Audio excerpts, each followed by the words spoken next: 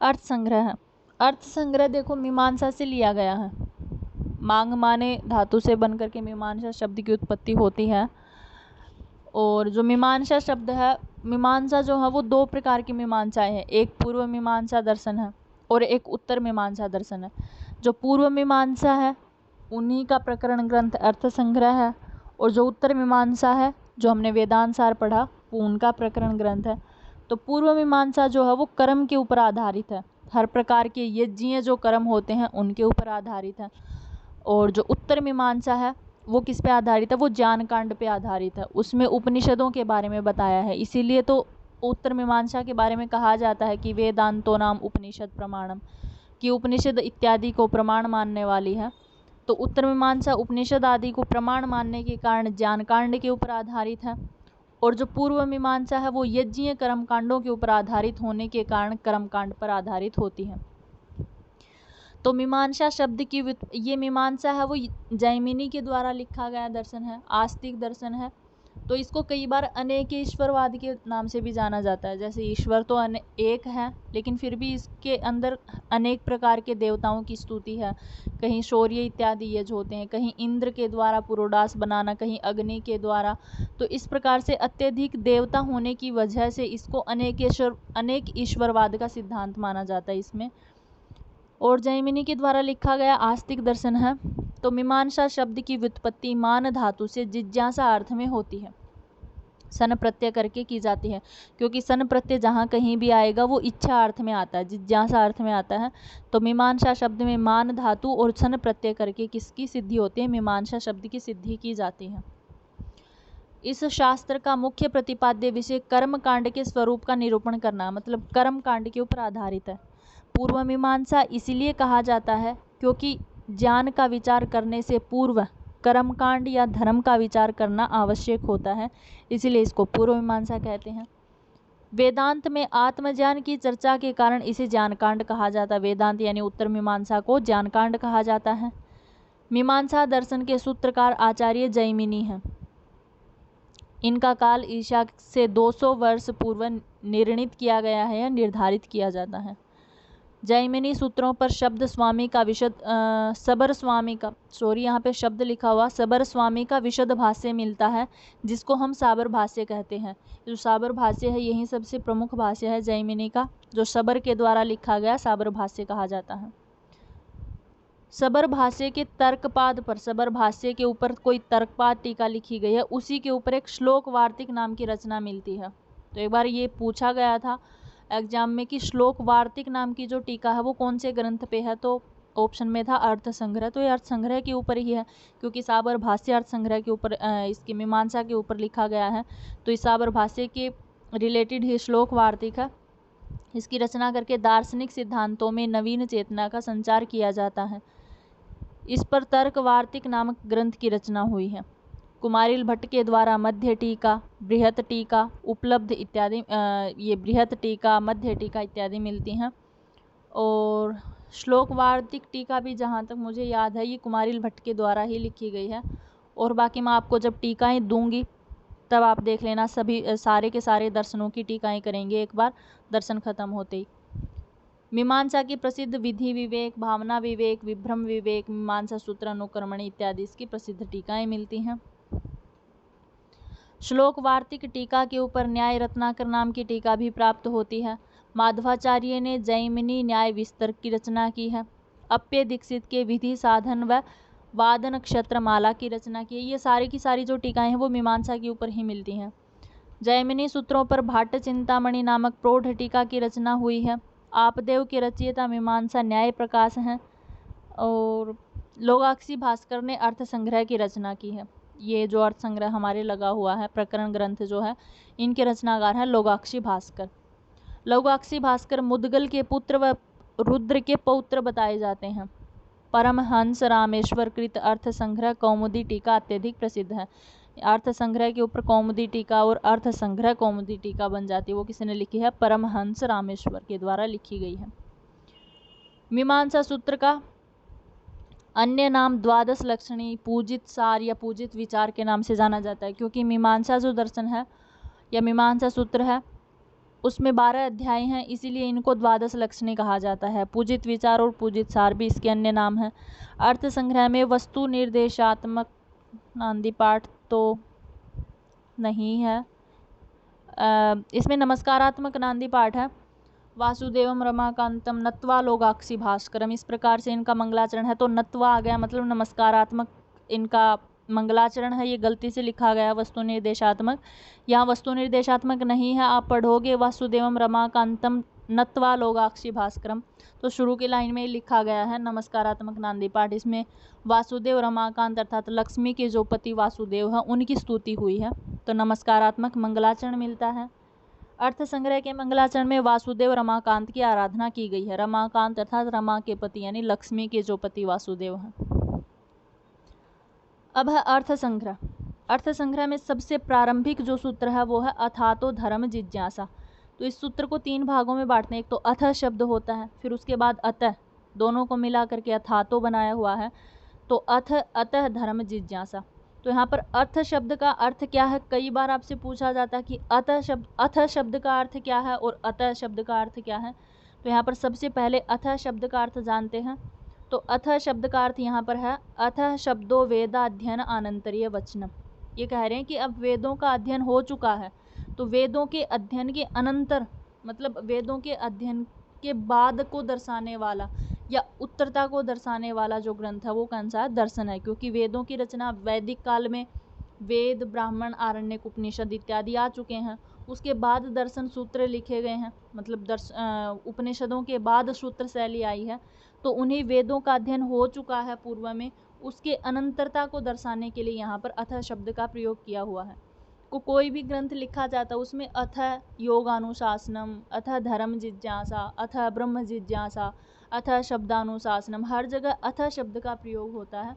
तो कहीं अथ शब्द मांगलिक अर्थ में होता है, मतलब मंगल के अर्थ में होता है, और कहीं कहीं अनंतरता का वाचक होता है कि किसी के बाद के बारे में बता रहे हैं। जैसे कि अथ ब्रह्म जिज्ञासा, जब हम ब्रह्म सूत्र पढ़ेंगे तो वहाँ पर अथ ब्रह्म जिज्ञासा है, तो वहाँ भी यही कहेंगे कि उपनिषदों का अध्ययन हो चुका है इसके अनंतरीय को दर्शाने के लिए। और हम अगर महाभाष्य पढ़ते हैं अथ शब्दानुशासनम में, वहाँ पर अथ शब्द वो मंगला अधिकार के लिए प्रयोग होता है। कोई कोई जगह होती है जहाँ मंगल के लिए प्रयोग होता है। तो यहाँ जो अथ शब्द है वो वेदाध्ययनम अनंतरीयता, वेदों के अध्ययन की अनंतरता को दर्शाने के लिए लिया गया है। तो अथ शब्द का अभिप्राय है अथ शब्दों वेदाध्ययनम अनंतरीय वचन है, अर्थात अथ शब्द वेदाध्ययन की अनंतरता का वाचक है। आगे कहा तो अतः शब्द किसका वाचक है, तो कह रहे अतः शब्दों ही वेदा अध्ययन से दृष्टार्थत्वम ब्रूते, अर्थात यहाँ पर जो अतः शब्द लिया गया है वो वेदों के अध्ययन से हमें किस चीज़ की प्राप्ति होती है, किस दृष्टार्थ फल की प्राप्ति होती है, तो उसी दृष्टार्थ का जो बोधक है, उसी दृष्टार्थ का जो वाचक है वो अतः शब्द से लिया गया है। तो अतः शब्दों वेदाध्ययन से दृष्टार्थत्वम, अर्थात दृष्टार्थ को बताने वाला, उसके फल को बताने वाला क्या कहलाता है, अतः शब्द इसका वाचक है। आगे है धर्म जिज्ञासा। अब सूत्र में आगे धर्म शब्द था, तो आगे धर्म के बारे में लक्षण दे रहे हैं। कह रहे धर्म किसे कहते हैं, तो कह रहे याग आदि रेव धर्म है, अर्थात जो याग आदि किए जाते हैं, जो हमारे सबसे ज़्यादा का जो भाग यजुर्वेद का जो विषय है याग इत्यादि, तो 10 पौर्णमास हो गए, प्रयाज याग, शौर्य इत्यादि याग, अध्वर्यु याग, होत्री चमस इत्यादि जितने भी याग किए जाते हैं वो सारे के सारे धर्म हैं, धर्म कहलाते हैं। और इसका लक्षण क्या है, तो ये तो धर्म होता है, याग आदि रेव धर्म है, और धर्म का लक्षण क्या है, तो कह रहे वेद प्रतिपाद्य प्रयोजनवत अर्थो धर्म है इति ब्रूते, जो धर्म वेद में प्रतिपादित हो, प्रयोजन अर्थात किसी न किसी प्रयोजन से युक्त हो, क्योंकि बिना प्रयोजन वाला कोई धर्म नहीं कहा जा सकता, और अर्थ है मतलब जिसमें किसी अनर्थ की प्राप्ति न हो, कोई ऐसा धर्म जिसमें हम किसी अनर्थ न कर जाएं, हिंसा इत्यादि न कर दें, तो उस अनर्थ को हटाने वाला यानी अर्थ को देने वाला क्या कहलाता है, धर्म है, धर्म कहलाता है। अर्थात वेद प्रतिपाद्य प्रयोजनवत अर्थो धर्म है।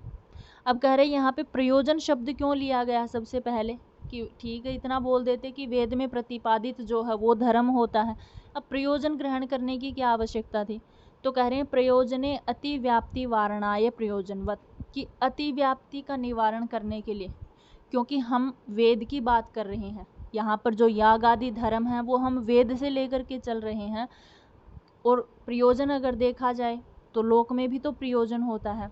लोक में हम कोई भी कार्य करते हैं वो भी किसी प्रयोजन से करते हैं। हम कहीं जाते हैं तो भी किसी प्रयोजन से। अगर हम खाते हैं तो हमारे भूख प्रयोजन होता है, अगर हम सोते हैं तो नींद हमारा प्रयोजन होता है।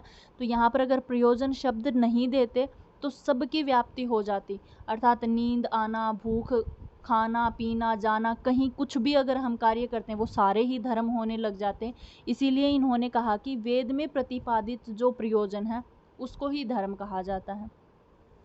करे ठीक है, प्रयोजन ही दे देते, इतना बोल देते कि हम अतिव्याप्ति का निवारण हो जाता प्रयोजन मात्र से, हम लोक को नहीं लेते, हम वेद को ले लेते। तो करे वेद में प्रतिपादित है ऐसा शब्द क्यों दिया है? क्योंकि लक्षण में हमने पढ़ा वेद प्रतिपाद्य है, तो वेद प्रतिपाद्य क्यों कहा गया है? तो कह रहे हैं भोजन आदि अतिव्याप्ति वारणाय, कि भोजन आदि की व्याप्ति ना हो जाए। भोजन अर्थात भोजन करना एक प्रयोजन है, सोना एक प्रयोजन है, खाना पीना जाना, कुछ भी करना, पढ़ना लिखना, सारे प्रयोजन हैं। तो इन सब की प्राप्ति न हो जाए, धर्म के अंतर्गत ये न गिने जाएं, इसलिए हमने सीधा सीधा बता दिया कि वेद में जो प्रतिपादित याग आदि धर्म है, जो वेद में ही लिखे गए हैं, चारों वेदों के अंतर्गत जो आते हैं, वही केवल धर्म कहे जाते हैं। वेद से बाहर निकल के कोई भी वस्तु धर्म नहीं कही जाती। तो इसलिए हमने भोजन इत्यादि की अतिव्याप्ति अर्थात भोजन आदि को रोकने के लिए कि इनको धर्म न कह दिया जाए, इसीलिए हमने ये शब्द रखा है कि वेद प्रतिपाद्य है, कि धर्म वही होगा जो वेद में प्रतिपादित है और जो प्रयोजन वाला हो। इसलिए हमने क्या कहा है? वेद प्रतिपाद्य प्रयोजनवत। करे ठीक है, इतना ही कर देते तो वेद प्रतिपाद्य है प्रयोजनवत धर्म है, इतना लिख देते तो अर्थ लिखने की क्या जरूरत थी? तो कह रहे अर्थ इसीलिए लिखा कि किसी अनर्थ की प्राप्ति न हो जाए। जैसे अनर्थ फलकत्वात् अनर्थम अभिधत्ते, अर्थात किसी भी अनर्थ की प्राप्ति न हो जाए। जैसे हम वेद में पढ़ते हैं शयन एक याग होता है, और लोक में आकर के जब देखते हैं तो शयन एक पक्षी भी होता है। तो वेद में तो सीधा बोला जाता है कि शयन याग करते हैं, तो लोग इसके बारे में ये ना समझ लें कि शयन पक्षी की हिंसा करके कोई याग याग किया जा रहा है। तो इस अनर्थ को हटाने के लिए हमने अर्थ शब्द का ग्रहण किया है कि कोई भी अनर्थ का वाचक न ग्रहण कर ले। इसीलिए हमने अनर्थ फलकत्वात् अनर्थम अभिधत्ते, अनर्थ की नष्टता को या अनर्थ को रोकने के लिए शयन आदि इत्यादि जो मतलब कि याग इत्यादि हैं उनको कोई अनर्थ पद में न ग्रहण कर ले, इसलिए हमने अर्थ शब्द का ग्रहण किया है। तो ये इन्होंने प्रयोजन बताया है कि वेद प्रतिपाद्य है प्रयोजनवत अर्थो धर्म है। ये तीन शब्द बहुत प्रमुख हैं। आपसे पूछा जाएगा वेद प्रतिपाद्य अर्थ क्यों लिया है, तो आपको बताना है कि भोजन आदि की व्याप्ति ना हो जाए, अतिव्याप्ति के निवारण के लिए वेद प्रतिपाद्य शब्द प्रयोग है। प्रयोजन शब्द क्यों लिया गया है, तो कह रहे अतिव्याप्ति निवारण के लिए, कि सारे ही प्रयोजनों को धर्म न कहने लग जाएं, केवल जो वैदिक है उनको ही धर्म कहें, इसीलिए प्रयोजन शब्द रखा है। और अर्थ शब्द क्यों लिखा गया है, तो कह रहे अनर्थ फलकत्वात् अर्थात अनर्थ आदि को रोकने के लिए जो शयन इत्यादि याग किए जाते हैं, तो शयन तो पक्षी इत्यादि भी होते हैं, कहीं मनुष्य उनकी हिंसा न समझ लें, इसलिए हमने अर्थ शब्द को यहाँ पर रखा है। तो यहाँ से बहुत बार प्रश्न आता है, हर बार यहीं से ही आता है। आगे है जैमिनी के अनुसार धर्म का लक्षण क्या है। देखो अर्थ संग्रह प्रकरण ग्रंथ तो जैमिनी दर्शन का ही है, जैमिनी सूत्र का ही है, और जैमिनी सूत्र लिखा है वो मीमांसा सूत्र लिखा जैमिनी ने। तो जैमिनी ने वहाँ पर अपना धर्म का लक्षण दिया कि धर्म क्या होता है, और अर्थ संग्रह के जो लौगाक्षी भास्कर उन्होंने अपना अर्थ दिया है कि यागादिरेव धर्म है, या वेद प्रतिपाद्य प्रयोजनवत अर्थो धर्म है। तो जैमिनी ने क्या धर्म का लक्षण दिया है, तो धर्म किसे कहते हैं जैमिनी, तो कह रहे चोदनाथ लक्षणों अर्थो धर्म है। चोदनाथ अर्थात प्रेरणा देने वाला जो लक्षण होता है वो क्या कहलाता है, धर्म कहलाता है। तो इसलिए ये जैमिनी का लक्षण है, चोदना लक्षणों अर्थो धर्म है, ये मीमांसा सूत्र से लिया गया है। और ऊपर वाले जो थे वो वेद प्रतिपाद्य प्रयोजनवत अर्थो धर्म है, ये यागादिरेव धर्म है, ये अर्थ संग्रह के अनुसार धर्म के लक्षण हैं। इनमें कोई अंतर नहीं है, दोनों की भावनाएं एक ही हैं, दोनों वेद को ही मानने वाले हैं, बस केवल मात्र थोड़े शब्द इनके अलग अलग हैं। अब करें याग आदि धर्म है। याग आदि धर्म करें यज्ञेत स्वर्ग काम है, मतलब याग आदि कैसे धर्म, तो करें यज्ञेत स्वर्ग काम है, जैसे मनुष्य यज्ञ से स्वर्ग की कामना करते हैं। तो ये कह रहे हैं कि यज्ञेत जो शब्द है यहाँ पर दो अंश हैं इसमें। ये जो उदाहरण दिया गया है कि यज्ञेत स्वर्ग काम है, यज्ञ से स्वर्ग की कामना करो, तो यहाँ पर जो यज्ञेत पद है इसके दो अंश होते हैं, एक तो इसमें यजी धातु है और एक तय प्रत्यय है। दो ही शब्दों से प्रकृति प्रत्यय से मिल करके बना है, तो यहाँ पर यजी धातु और तय प्रत्यय है। आगे कह रहे हैं कि जो तय प्रत्यय है इसमें भी दो अंश निकलते हैं, एक तय प्रत्यय आख्यातत्व अंश वाला है और एक तय प्रत्यय लिंगत्व अंश वाला है। मतलब तय प्रत्यय है यजेत शब्द में, यहाँ पर तय प्रत्यय के भी दो अंश हैं, एक आख्यातत्व है और एक लिंगत्व है। आख्यात जो अंश है वो आर्थी भावना के द्वारा कहा जाता है और लिंग जो अंश है वो शाब्दी भावना के द्वारा कहा जाता है। ठीक है, ये याद रखना, जो आख्यात है वो आर्थी भावना के द्वारा और लिंग जो अंश है वो शाब्दी भावना के द्वारा। जो आख्यात होता है अर्थात जो आर्थी भावना होती है वो 10 लकारों में होती है। हमारे व्याकरण में अगर हम पढ़ते हैं तो 10 लकार होते हैं, लट लिट लुट लिट लोट लंग विधि लिंग, इस प्रकार से आशीर रिंग लुंग और रिंग लेट, इस प्रकार से 10 लकार होते हैं। तो जो आर्थी भावना होती है वो 10 लकारों में कही जाती है, लेकिन जो लिंगत्व अंश है वो केवल मात्र लिंग लकार में ही कहा जाता है। जो लिंग लकार है यानी शाब्दी भावना केवल मात्र लिंग लकार से कही जाएगी और जो आर्थी भावना है वो 10 लकारों में कही जाएगी। इसी प्रकार से आख्यात जो अंश है वो 10 अंशों को कहने वाला है, 10 लकारों को कहने वाला है, और लिंगत्व जो अंश है वो केवल पुनर्मात्रे लिंगम, वो केवल और केवल लिंग मात्र को ही दर्शाता है, लिंग लकार को ही। यानी आख्यातत्व अंश 10 लकारों में होता है और लिंगत्व जो अंश होता है वो लिंग लकार में रहता है, तथा लिंगत्वम पुनर्लिंग मात्रे, लिंगत्व जो होता है वो केवल लिंग मात्रे लिंग लकार में ही कहा जाता है। अब करें भावना। भावना का क्या लक्षण है, क्योंकि पीछे दो प्रकार की भावनाएं आ चुकी हैं, आर्थी भावना और शाब्दी भावना। तो भावना होती क्या है, तो भावना का अंश है उभाभ्याम अपि अंशाभ्याम भावना मुच्यते। ये कह रहे हैं कि उभाभ्याम, उभाभ्याम इन दोनों के लिए लिया गया है, आख्यात अंश के लिए और लिंग अंश के लिए। इन दोनों ही लिंगों में भावना कही जाती है। इनका कहने का मतलब है कि आख्यातत्व अंश और लिंगत्व अंश इन दोनों में ही, उभाभ्याम दोनों में ही भावना उच्यते, भावना कही जाती है।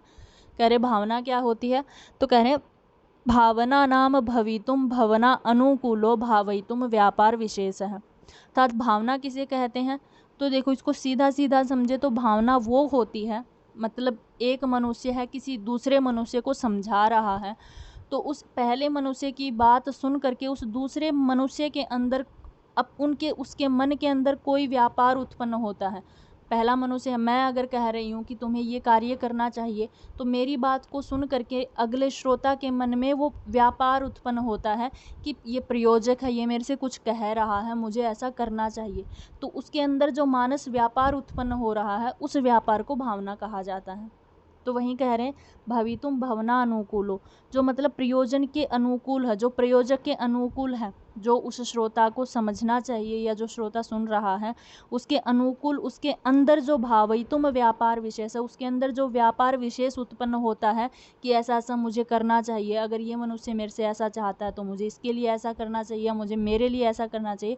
उसके मन में मानस रूपी व्यापार में कुछ भी व्यापार उत्पन्न होता है, उस व्यापार विशेष को ही भावना कहा जाता है। अर्थात आख्यातत्व व लिंगत्व इन दोनों अंशों में भावना का बोध होता है और उत्पन्न होने वाले भवन के अनुकूल, अर्थात किसी दूसरे मनुष्य को जब हमने कुछ कहा तो उसके अंदर उत्पन्न होने वाले उसी के अनुकूल उत्पत्ति जनक यानी प्रयोजक के व्यापार विशेष को क्या कहा जाता है, भावना कहा जाता है। करे भावना द्विविधा, जो भावना होती है वो दो प्रकार की होती है, एक शाब्दी भावना होती है और एक आर्थी भावना होती है। अगर सीधा सीधा समझा जाए तो शाब्दी भावना किसे कहते हैं, शाब्दी भावना उसे कहते हैं जैसे मैं किसी को कुछ कह रही हूँ तो उस दूसरे के मन में मेरी बातों को सुन करके उसके मन में जो मानसिक व्यापार उत्पन्न हुआ है, अभी तक उसने कुछ किया नहीं, केवल मात्र उसके अंदर कुछ व्यापार, कुछ उसके अंदर बदलाव उत्पन्न हुआ है, कुछ वह सोच रहा है, तो उसी को शाब्दी भावना कहते हैं।